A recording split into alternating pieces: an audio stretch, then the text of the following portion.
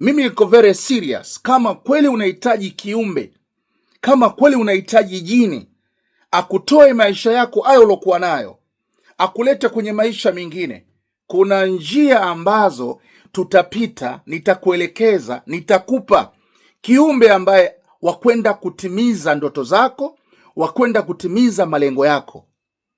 Siongei kwa bla bla ama kuongea kwa bahati mbaya, naongea vitu ambavyo naweza kufanya na nina uhakika kwamba naweza kukusaidia.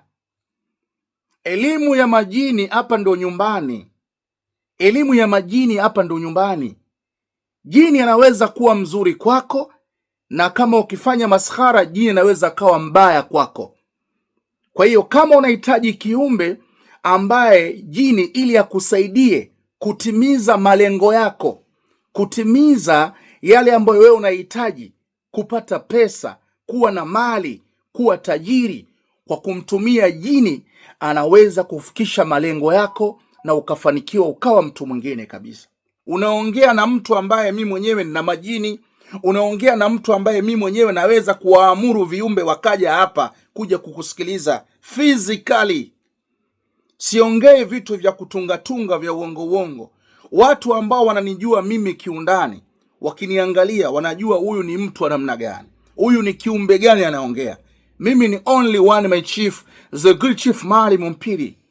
Lengo langu ni kukusaidia wewe, kukupa fikra, kukuamsha kiakili. Amka Afrika.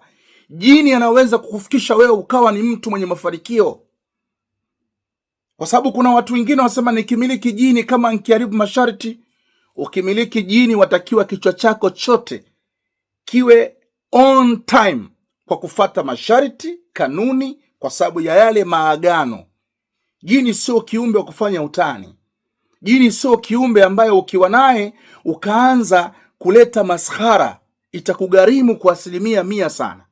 Lakini pia kama ukihitaji kuingia mafungamano na jini, ukihitaji kuingia kwenye makubaliano na jini, mikataba ya damu, lazima uwe tayari kutoa kafara. Lazima uwe tayari kumwaga damu kutoa kafara. Lakini sio damu ya binadamu, ila utakuwa tayari kutoa kafara ya mnyama. Iwe kafara ya ng'ombe, iwe kafara ya mbuzi, lakini mshaingia kwenye makubaliano ya kutoa damu kumwaga kafara. Iwe kafara ya ngamia. Sikufichi, jini anakunywa damu.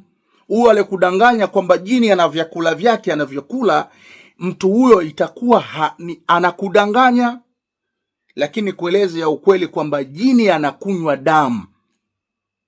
Jini anakunywa damu. Damu ni kinywaji cha jini. Lakini jini pia ana vyakula vyake ambavyo anavyokula. Narudia kusema, jini anakunywa damu kama kinywaji ambavyo wewe unavyokunywa maji, unavyokunywa soda, unavyokunywa chochote ambacho cha kufanya wewe unafurahi.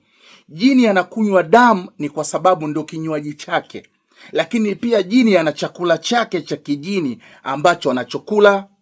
Jini kwa mwaka mmoja anakula mara 2. Kwa mwaka huu mmoja anakula mara 2. Lakini jini kwa mwaka mmoja anakunywa mara 3.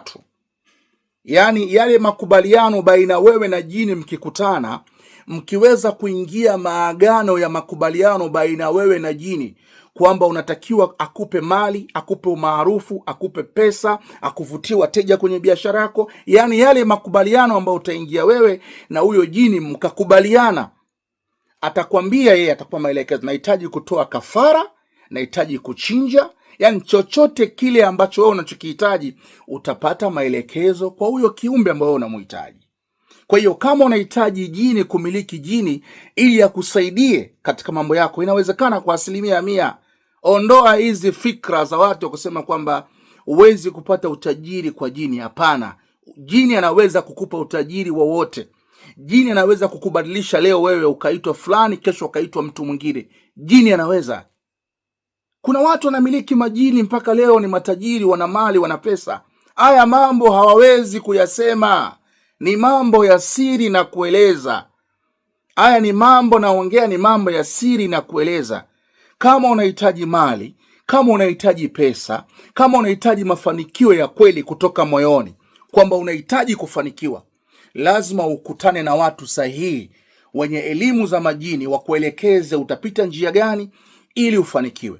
Kama unahitaji jini, lazima ukutane na jini mwenyewe. Kama unahitaji mali, unahitaji utajiri wa majini, lazima ukutane na jini mwenyewe, muingie makubaliano, muingie maagano baina wewe na jini, unaweza kufika malengo.